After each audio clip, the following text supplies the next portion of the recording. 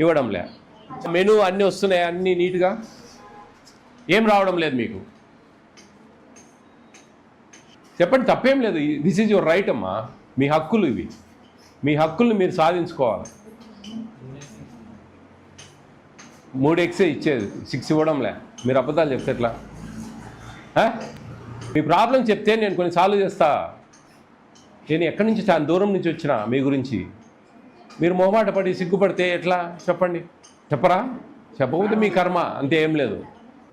Afternoon మీరు డబ్బాలు తీసుకెళ్తారా? 2 కర్రీస్ పెడుతున్నారా?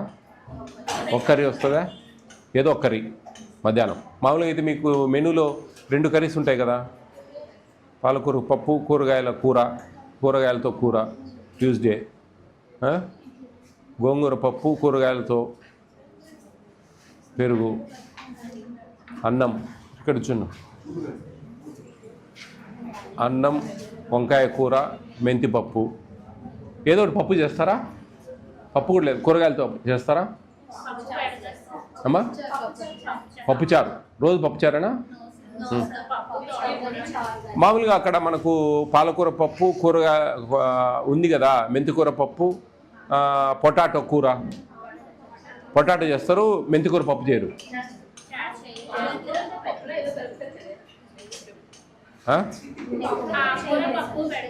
ఆకుకూర పప్పు అంటే నేను అనేది 2 కర్రీస్ చేస్తారు కదా, ఏదో ఒకటి ఉంటుందా?